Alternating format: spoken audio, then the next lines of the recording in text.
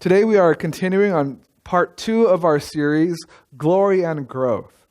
If you were here last week, you remember that we talked about the age demographics of our church and how we have more, the balance isn't quite where it should be. We have more of the older generations and fewer of the younger generations. And that doesn't lead to having a healthy, balanced church. And so this is not just a problem that our church is facing, it's a problem that many churches across North America, across the world are facing. And so they've done some research and they've found 6 key commitments that churches need to make if they want to keep the younger generations and attract the younger generations. And last week we looked at key chain leadership. And that was the understanding, the commitment to empowering the young adults, to the teens, to equipping them and training them and sharing the keys with them, sometimes literal keys, to help them to have access, to have the ability to make some substantial differences in our church through their talents, through their skills, through their leadership abilities. And is it any wonder why that is attractive to young adults, to teens, to know that they're part of a church family that is willing to train them, equip them, empower them, and to share the keys of leadership with them. Today we're looking at the second part, which is dealing with the concept of empathy, the ability to empathize with people from these younger generations. How many of you have ever run a relay race before? All right, a few hands. You know, those races where you run a segment of it and then you pass on the baton to the next person and they run a segment of it and so on, and hopefully you work together well enough as a team and you win. I saw a few hands go up, but I've never been a part. Maybe you're like me. Have you ever just seen it on TV at least? Maybe on the Olympics. All right, there are many more hands go up for that. And I might not know a lot about relay races, but one thing I know that is one of the most important things about relay races is the baton, right? What would happen if you crossed the finish line in first place but didn't have the baton with you? You wouldn't win, right? You're disqualified. If you ever drop the baton, if it hits the ground, that's it. Your team is no longer in the race. You're out. You're DQ'd. It's over. In fact, this is what happened to the United States men's relay team in 2008 Beijing Olympics. Good clean start. It's Moreira of Brazil in lane 2. Closest to the inside field, Hessian of the Netherlands. Tsukahara of Japan in lane 4. The South African Dreyer in lane 5. And they go into the first changeover. The US had swapped to Travis Paget. Trinidad and Tobago have Mark Burns running for them. The next change, they come round. It's the South African Kumbane who's running, but the Americans are out to a good lead. Davis Patton. They come to the last leg, and Tyson Gay of the United States is away, and the Americans have missed it. Completely. They've completely missed it, and the Japanese will come home in this heat in second, but first, I think it's Trinidad and Tobago. Tyson Gay out off his mark a little too early. Team USA, what a tragedy. They were running so well. The third leg was absolutely brilliant, but I think they were being hustled. They were being hustled by the Trinidadians on their outside, and I'm not sure what happened to Gay, whether he missed his mark. That was unbelievable. So Team USA, the tragedies continue, and Patton there and Gay completely getting things absolutely wrong on that third, fourth changeover. Here it comes. Let's see what happened. Gay went out too early. Yeah, exactly. His teammate was screaming out. No, they just dropped it. Perhaps a bit of both. Well, I think Gay was okay, but look, Patton's got it in his right, and he's going over to the Gay left. They dropped it, and they were disqualified. That they were unable to hand over the baton to the next runner. And I think perhaps to some extent this is maybe some of the thoughts that were going through the generation of Joshua. We talked last week a little bit about Moses and how he transferred the leadership over to Joshua. But when that generation went to hand the baton to the next generation of Israelites, something happened. We read about this in Judges chapter 2, starting with verse 7. It says, "And the Israelites served the Lord throughout the lifetime of Joshua and the leaders who outlived him, those who had seen all the great things the Lord had done for Israel. After that generation died, another generation grew up, who did not acknowledge the Lord or remember the mighty things he had done for Israel. The Israelites did evil in the Lord's sight and served the images of Baal. They abandoned the Lord and the God of their ancestors who had brought them out of Egypt. They went after other gods, worshiping the gods of the people around them. They abandoned the Lord to serve Baal and the images of Ashtoreth." Can you imagine that disappointment? I can almost hear the generation of Joshua saying, "We ran such a good race." You know, just like the American team, they were in the lead coming to that final leg of the relay race. Joshua's generation were like, "We ran such a good race. We were leading, we were winning," and we go to hand off the baton, and what does these next generation do? They just drop the baton. They mess it up for everyone else. They abandoned the race. They started chasing after Baal and Asherah. And I think perhaps those same thoughts might echo in some of our minds as we look around the church and see that we are missing a lot of the younger generations. We might think, they're not in church today because, those young people, they just go out and they just party. So they don't come to church anymore. We're missing those Generation Xers, and we're missing millennials and some of the Generation Y because they don't really care. They're just out partying, having a good time. They're chasing after the modern Baals and Asherah. And we might say that and think that and might even pat ourselves on the back because, hey, we showed up to church. We think, well, we ran a good race. We're running a good race. We're doing our part. And yet, these next generations, they're dropping the baton. It's their fault for chasing after all these other things. And they're just making a mess of this whole situation. And yet, check this out. This is some analysis from an American track and field hero, 3-time gold medalist Gail Devers, as she reflects on this missed opportunity that the men's racers had in Beijing. On the men's side, Darvis Patton couldn't get the stick into Tyson Gay's hand, and the baton dropped to the ground. The key is the outgoing runner, the responsibility is to give a good target. The incoming runner has the eyes. So the incoming runner has to, get there, say stick, hand, whatever you say, look for that target, put that baton in there. The outgoing runner is just supposed to give a good target, and if you miss it the first time, you keep your hand there. Did you catch that?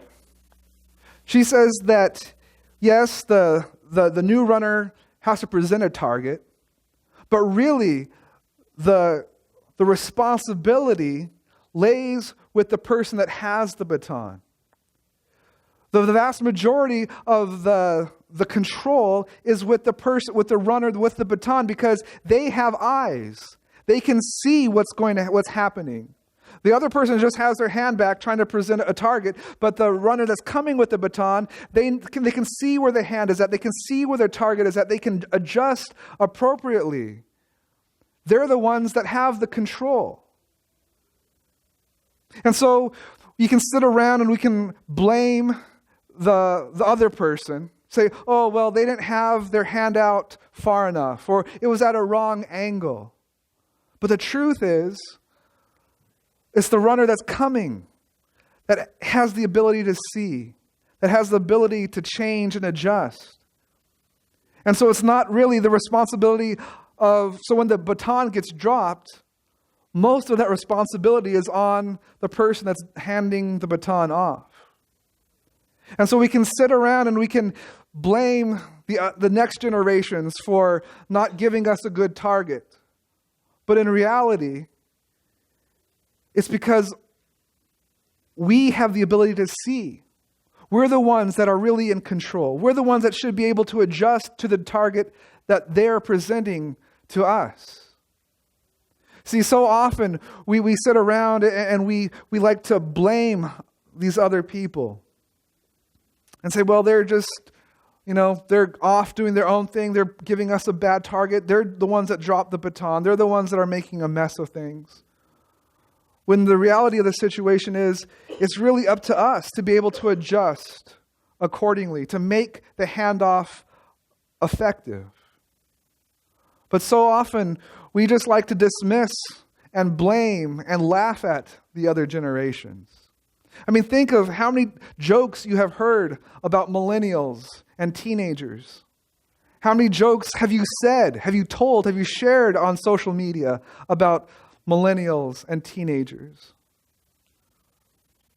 I mean, for example, it seems that every month or every week, millennials are getting blamed for doing something ridiculous in terms of killing off or damaging an industry. For example, we hear that they've destroyed the national restaurant chains like Applebee's. Applebee's might, go bankrupt because millennials aren't going there anymore. They've been blamed for killing the pet food industry. They've been blamed for destroying the diamond trade. Some reports have said millennials have killed the napkin industry. I don't know what that means.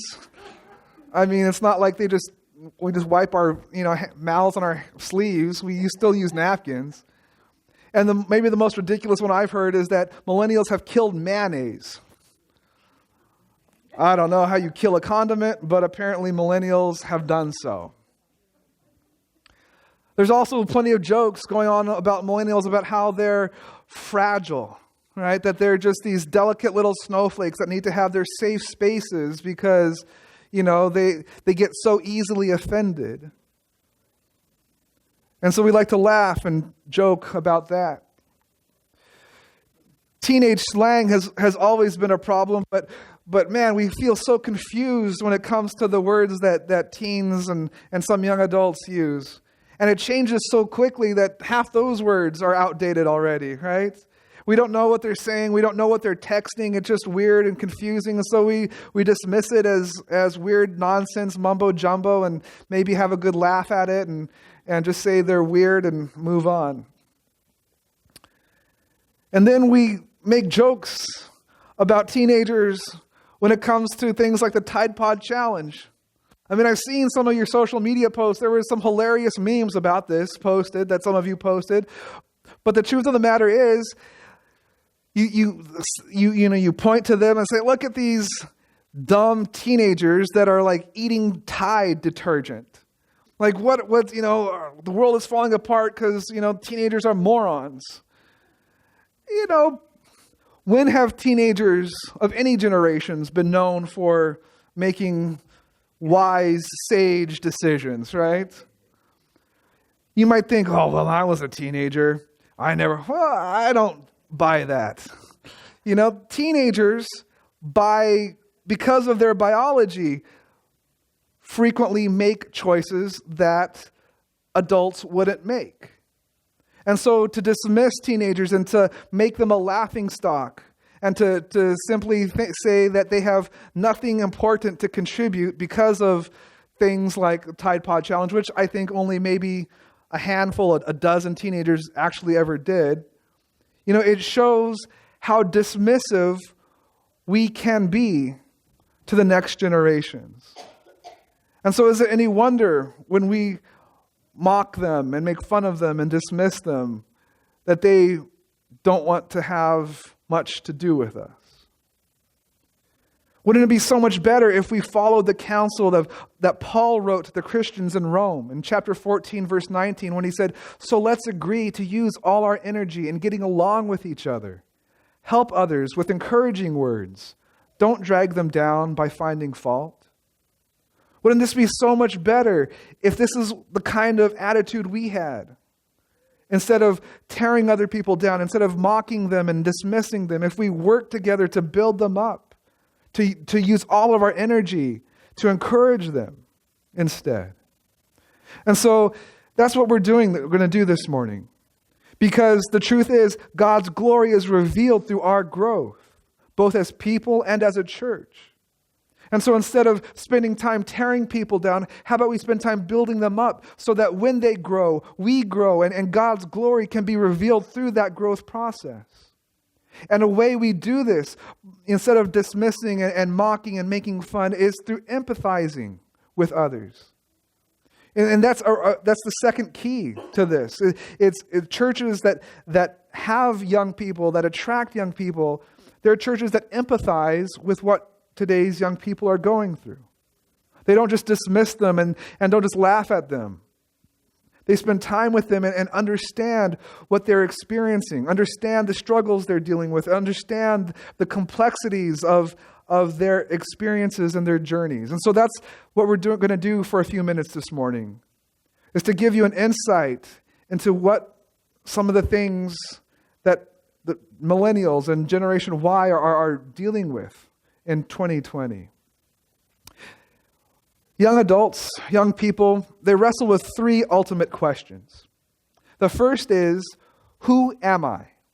This is a huge question for people in the teenage years and the young adult years. It's a question of identity that focuses on me. Who am I?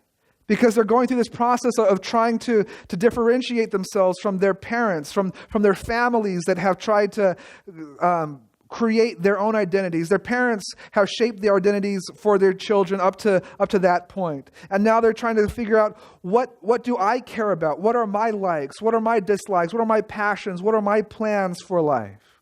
And it's a very important question that's focused on the me. The second ultimate question they wrestle with is, where do I fit? Now that I am trying to develop my own identity, where does that new person fit? And this is a question of belonging that focuses on us. Where do I belong? What group of people is going to accept me and value me for who I am? The third ultimate question that they deal with, that they focus on, is, what difference do I make?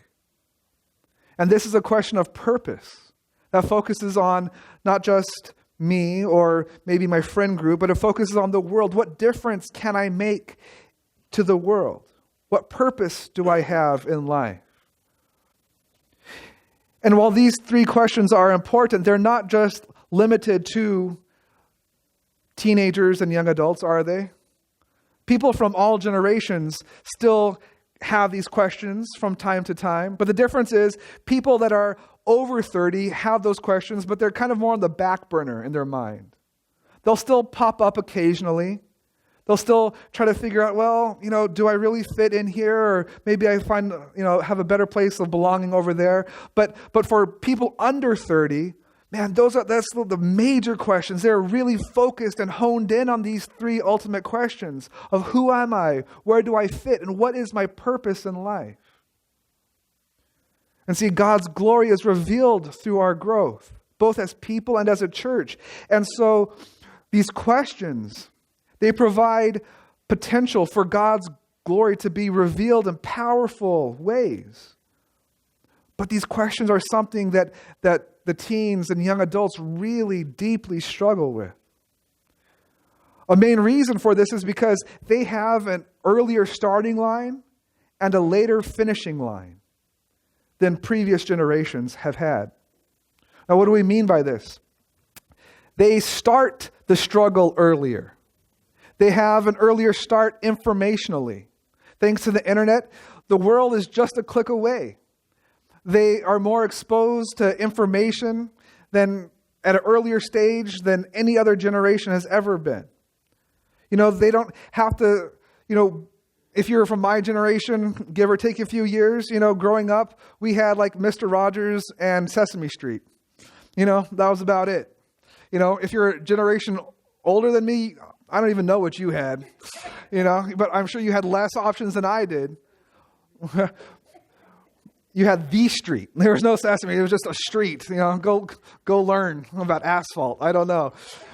But you have, kids now, teens, they kids growing up, they have YouTube, which has billions of hours of content accessible immediately. They have access to this information at a very early age. The world is at their fingertips. They have an earlier start biologically speaking. Puberty is starting 3 to 5 years earlier than just a few decades ago. I think in the 80s, the girls started puberty around 16. I think that was the average age. Now the average age is 11 to 12. Boys started puberty at 15. Now they're starting puberty 10, sometimes 9 years old now. So the starting line has been pushed back 5+ years. They're starting this whole process of becoming an adult much earlier than previous generations have. And they have a later finish. Perhaps you've heard this term extended adolescence, where this means that the younger generations now have where the traditional markers of adulthood, things like having a family, a spouse, having a completed education, having a career, being financially independent, these things are happening 5 years later than they were a few decades ago. You think about things where adults would graduate from high school at 18 and start working, get married, have a family. They were off and running probably before they hit 20. And now the 2/3 of American students graduate from high school and go on to college. And half of those go on to get master's degrees. So now you're talking people not finishing their educational careers for 5, 6, 8 years down the road. Then getting established in a career, then starting a family. So some of these things don't happen for 10 years later. So you have an earlier starting line, and you have a later finishing line, which means that the race is longer, right? This race, this time of people's lives where they're trying to figure all these things out, where they're undergoing a lot of stress, where there's some good things and some fun things, but where life is super complicated. That period of life has been stretched out by 10 years. Those of us that are over 30 remember what that stage of life was like. And again, while we probably have some good memories, some fond memories, most of us are glad to be on the other side, right? Most of us wouldn't want to go back because of the stress, because of the difficulty. And now these younger generations are experiencing almost a whole decade more of that than other generations ever did. There's this pervasive stress where kids are pressured to specialize early in life. It used to be where if kids liked music and were musically inclined, like Diana, you had some time to figure out what instrument you wanted to play, right? Maybe they could dabble in some saxophone one year, a trumpet the next year, the drums the year after. And maybe, you'd slowly filter down. By the time you're a junior, senior in high school, you could have, you've identified the instrument that you want to dedicate yourself to. But now kids are being told in 5th, 6th grade, they have to pick the instrument now so they can start practicing and start getting good and dedicate their lives right then to a whole lifetime of that one instrument. Same thing with sports. I'm sure Michael knows, before it used to be about, I'll play a little baseball, play a little soccer, I'll do some basketball. But now kids are saying, when they're 10 years old, what sport are you going to play? All right, you've picked basketball, so now we're going to spend all your time. You're going to play basketball at school. We're going to get you into a after-school coaching program. We're going to get you to a summer class, a summer basketball development school. You're going to go to the tournaments. You're going to spend all your time on the one sport. So they're being forced to specialize, and this adds a lot more stress to their lives. According to a recent study, 13 to 17-year-olds experience more extreme stress than adults. These teenagers are going through such a, turmoil in life that they have more stress than adults do. And 20% of teens are scoring high on the extreme side of the stress scale, where they constantly feel a great deal of stress about their current spot in life and about their future life experiences. And it doesn't just fade away when they become a young adult. Fewer college students are reporting above average health than ever before. Their physical health is taking a toll. Their mental health is taking a toll. And this is why we've talked about previously that suicide rates for teens and young adults are just off the charts compared with previous generations. There's just this constant, pervasive stress. And also at this stage of life, faith is being pushed to the back burner. Faith is not a big part of the young adults and teenagers' lives because, in part, of all this stress. I think many of us here understand how good developed faith life can be as an outlet for stress, a stress relief. But for so many people, they see faith and going to church and Bible study as just more things that they have to do, more things that make their already busy lives even busier. And so they said, why? I don't want to deal with any of that. I'm already stressed out. I'm already taxed and busy to the max. Why do I want to deal with any of this organized religion stuff? And so it makes sense why the pervasive belief for these younger generations is something called moralistic therapeutic deism. Try saying that 3 times fast. But this is basically a belief where they believe that God exists, that he created the world, and that he has power over the world, and so we can pray for his help from time to time. But really, he just wants us to be good people. He wants us to be nice and caring to others, because that's what the Bible teaches. Well, that's what all world religions teach. But the central goal of life is to be happy and to feel good about oneself. And when you're a good person, God's going to take you to heaven and everything's going to be great. So they've kind of abandoned the orthodox teaching of Christianity for this concept of, hey, I'm going to be a good person.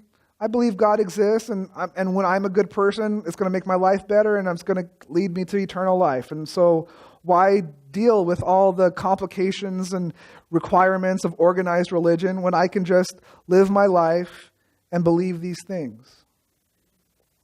And so this really causes a problem when it comes to answering that question of who am I? It becomes very difficult to answer because of this pervasive stress and peripheral faith. Teenagers and young adults also deal with a lot with digital technology. If you work with teens, if you have a teenager or a young adult, I'm sure there's been times where you've told them to put that phone down, right? But have you ever asked, why are phones so important to them? It's because they have this need to belong. They have this need to fit in. And because of the way the world has shifted, people no longer connect with the person down the street. They connect with someone across town or in another state or on the other side of the world. And they do that through their phones. And so they're trying to meet that need of fitting in, of belonging. And yet it's in a new, different way that many of the older generations don't understand. And so it's pervasive, this digital technology, the internet. Some of them equate it with indoor plumbing. I've heard some teenagers say, why would I want to go camping, where there's no Wi-Fi, right? I need cell service. I need, this is part of my life now. And so it's everywhere. Teenagers, young adults, I think from every generation have had that period of sexual experimentation where those hormones kick in and things start changing. But this generation is different in the fact that, as we mentioned previously, they have the world at the press of a button. And so when it comes to this generation and sexual experimentation, the things that they're exposed to, the things that they know about are things that it would take previous generations, years, decades, a lifetime to learn about, to be exposed to. And this is why we hear about kids 10 years old, 11 years old, feeling pressure to exchange nude pictures with other 10 and 12-year-olds. This is why there's this kind of understanding or a cultural expectation for there just to be sexual hookups with no spiritual, no emotional connection involved. Because this is just something else. This is something different. This is something new. And so, in part, this is also problematic because so many of their normal day-to-day relationships happen in the digital world. that there's no, face-to-face, there's little less face-to-face connection than other generations had. And so because of that, their intimacy has been moved to the digital realm. And so when it comes to sexual intimacy that necessitates physical contact, there's an extra layer of complexity, of baggage that other generations didn't experience. And in fact, all of these factors have actually combined so that studies have found that teenagers are having less sex than any other generation before. And now we might think from a biblical morality perspective, yeah, that's great. And while that might be good from a biblical morality perspective, what's actually happening, though, is they're not having less sex because they understand biblical morals. They're having less sex because of all these other complicated things that are skewing their perspective and their understanding of the world and of relationships and of sex itself. This is a very big problem. Now, please don't leave here and say, oh, Pastor Tyler wants teenagers to engage in sexual experimentation. That's not the takeaway here. I'm just trying to get you to see that their understanding and the way they engage with these things that every generation has engaged with has changed and shifted in some profound and fundamental ways. They also experience a high degree of adult abandonment.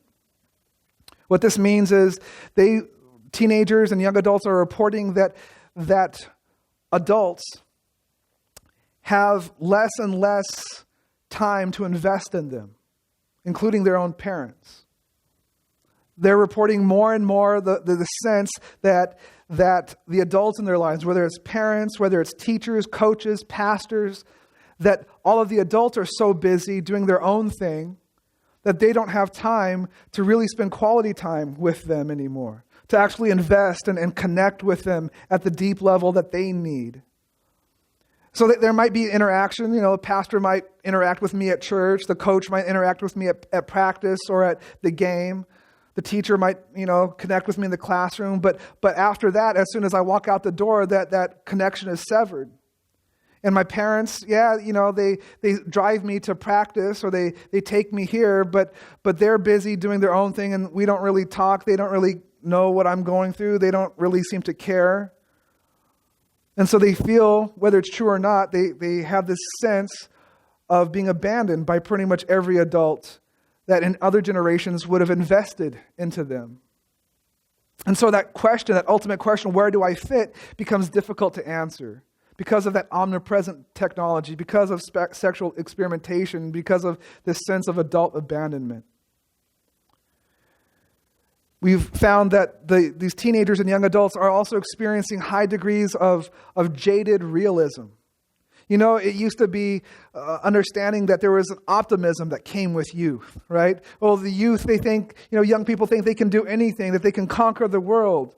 Well, because of technology, teenagers and young adults have more access to actually try to do that than other generations. And yet, when they go out and they try to, they find that no one cares, no one listens. And so while they set out with such good expectations, high expectations, they're quickly dashed. They found jobs, dream jobs, and they found that those jobs don't give them the fulfillment that they wanted. They enter into relationships, and they find that those relationships don't provide the things that they need.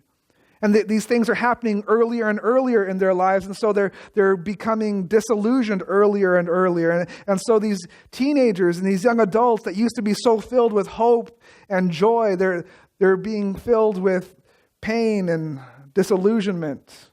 They become jaded as a result. Cultural pluralism is a thing, and you might not have even heard that term before, but it has to do with the increased diversity, especially here in the United States. I mean, you drive down Tracy Boulevard, and you're going to see all different kinds of, Indian stores, Asian stores, all different kinds of ethnicities. You look around our church right now, you see it's a very diverse church, and this is a very good thing. Don't get me wrong. But when these teenagers and young adults have experience with this diversity, it causes a tension that becomes difficult to navigate because the prevailing view is, and I think, to a large extent is a good understanding, is that I'm no better than you. Your beliefs are no better than my beliefs. And so everything's kind of equal. My worldview is as valid as my Taiwanese classmates, whose worldview is as valid as my Brazilian neighbors. But when everything becomes equal, things cease to stop being special.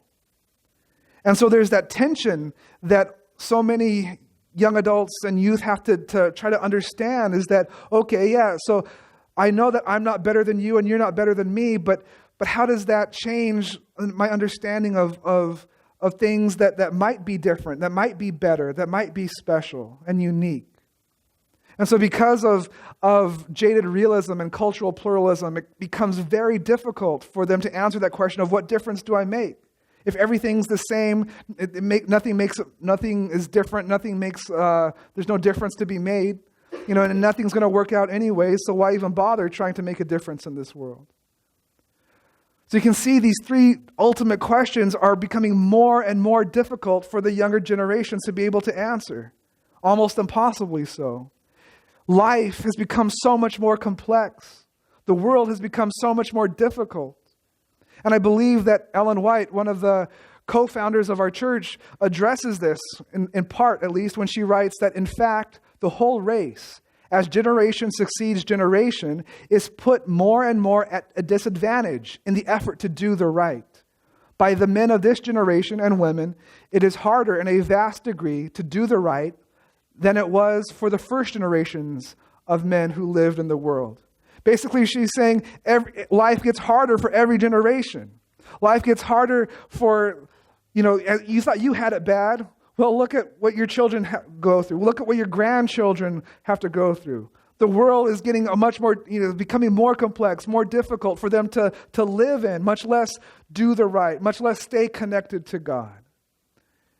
It's increasingly difficult. And so this is the snapshot that we get of millennials and Generation Y and maybe some of Generation X.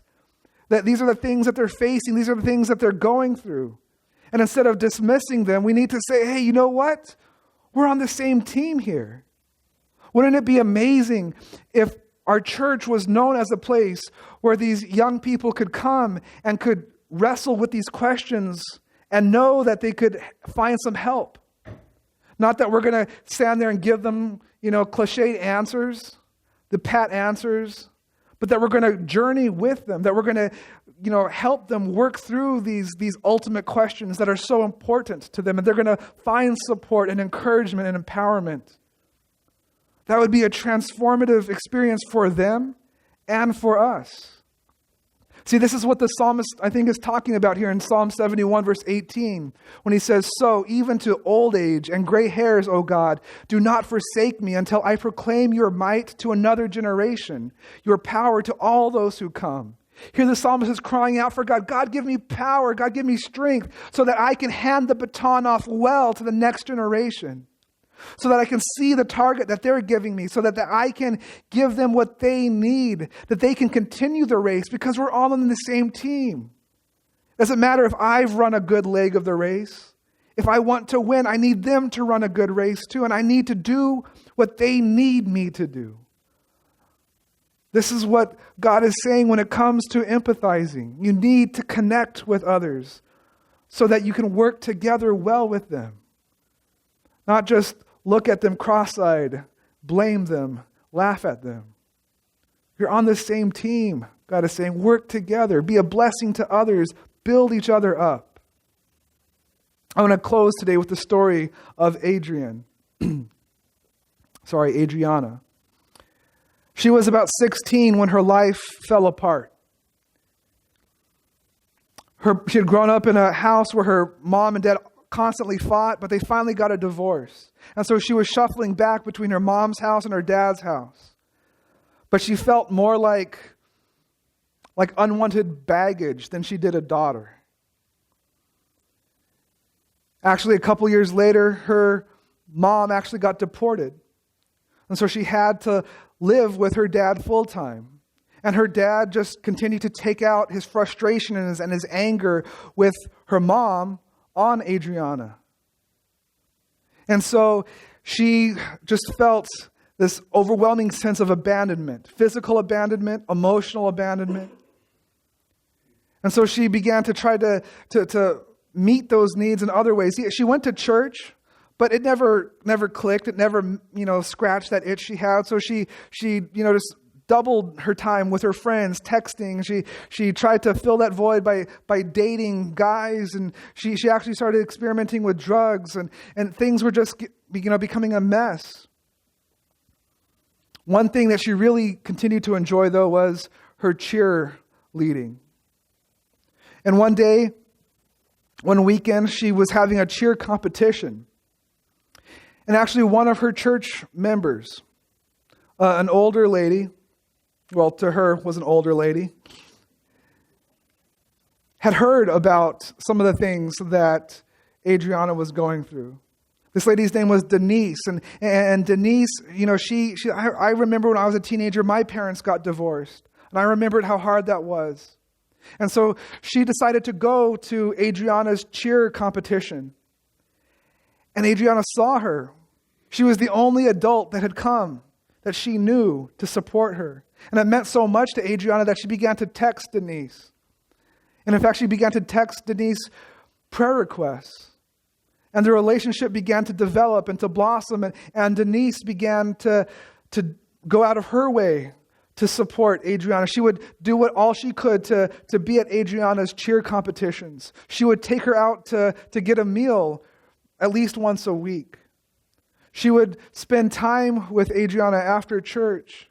In fact, she took her out when it was time for Adriana's senior prom to go dress shopping. And Adriana, her life did a 180. Because of what Denise did for her, because of how Denise was able to connect with her, because of Denise's ability to empathize with the struggles of Adriana's life, Adriana said, "This is amazing." And she committed herself to changing. In fact, Adriana says, "Denise saved my life." And to this day, Adriana is an active member of her church because of this powerful influence and the powerful things that Denise did for her. See, this is what we're talking about. This is how God's glory is revealed. God's glory is revealed through our growth, both as people and as a church. God's glory was revealed in Adriana's life because Denise took the time to empathize, took the time to connect, took the time to pour herself in to Adriana's life. And because of that, God's glory was magnified. This morning, do you want to experience God's glory in your life? Do you want to experience God's glory in this church? Then take some time. Get to see, get to understand, get to know what the younger generations are going through. Spend some time getting to know the younger generations that we do have in this church. Get to know their names. That's a good starting point. Just their names and go from there. Spend some time empathizing with young people. Spend some time empathizing with people from other political parties. Spend some time empathizing with people from other genders and other races. And when you do, you're going to be amazed at how they grow. You're going to be amazed at how you grow. And you're going to be amazed at how God's glory is revealed in your life.